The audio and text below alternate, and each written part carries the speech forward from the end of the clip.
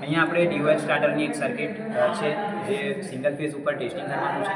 તો અહીંયા તમે જોઈ શકો છો, અહીંયાથી મેઇન સપ્લાય લીધો છે, જેને આપણે અહીંયા ડબલ પોલ MCBમાં થઈને આ જે સપ્લાય જે છે જેવું આપણે ચાલુ કરીએ છીએ તો તમે જોઈ શકો છો કે અહીંયા બલ્બ જે છે એ ચાલુ થાય છે, પણ આપણે એનું કંટ્રોલિંગ કરેલું છે. અહીંયા ડ્યુઅલ સ્ટાર્ટર મૂકેલું છે. તો અહીંયા ડ્યુઅલ સ્ટાર્ટર જે છે એમાં એક કોન્ટેક્ટર છે અને એક થર્મલ ઓવરલોડ રિલે છે.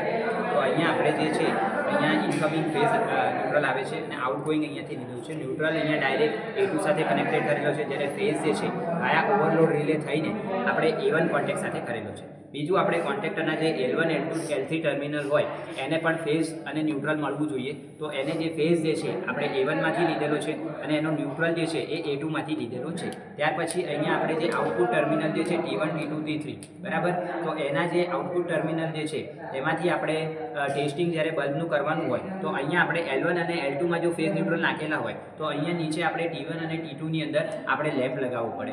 જો આપણે અહીંયા L2 અને L3ની અંદર જો ફેઝ અને ન્યુટ્રલ અહીંયાથી આપણે કનેક્શન આપેલા હોય તો અહીંયા નીચે આપણે T2 અને T3માં આપવા પડે લેમ્પના કનેક્શન. એ જ રીતે જો આપણે L1 અને L3ની અંદર જો ફેઝ અને ન્યુટ્રલના કનેક્શન આપેલા હોય તો નીચે આપણે T1 અને T3ની અંદર લેમ્પના કનેક્શન આપવા પડે. આ એક વસ્તુ દરેક જણે ધ્યાનમાં રાખવાની છે. બીજું કે અહીંયા આપણે સ્ટાર્ટરનો ઉપયોગ કર્યો નથી, અહીંયા આપણે ડાયરેક્ટ MCBનો ઉપયોગ કર્યો છે. એટલા માટે આપણે હોલ્ડિંગ માટે એનો કોન્ટેક્ટ જે છે એના આપણે યુઝ કરતા નથી, કેમ કે MCB જે છે બરાબર, MCB આપણે જ્યારે ચાલુ કરીએ છીએ ત્યાર પછી એને ફરી પાછી આપણે ઓફ કરતા નથી, એને ચાલુ રાખીએ છીએ. એટલા માટે આપણે આને હોલ્ડિંગ કરવાની જરૂર પડતી નથી. તો અહીંયા આપણે જે થર્મલ ઓવરલોડ રિલે છે એ 10 એમ્પિયર સુધીની એની રેન્જ છે. જો 10 એમ્પિયર કરતાં વધારે કરંટ આમાંથી પસાર થશે આ સર્કિટમાંથી તો એ જે છે એ ઓવરલોડ રિલે જે છે એ ટ્રીપ થઈ જશે અને એની સાથે કનેક્ટ થયેલું આ જે કોન્ટેક્ટર જે છે એ પણ શું થઈ જશે, એ ટ્રીપ થઈ જશે અને આપણી જે મોટર જે છે એ જે મોટર જે છે એનું જે ઇનકમિંગ ફેઝ જે છે એ આઉટગોઈંગ ફેઝ સાથે જઈ નહીં શકે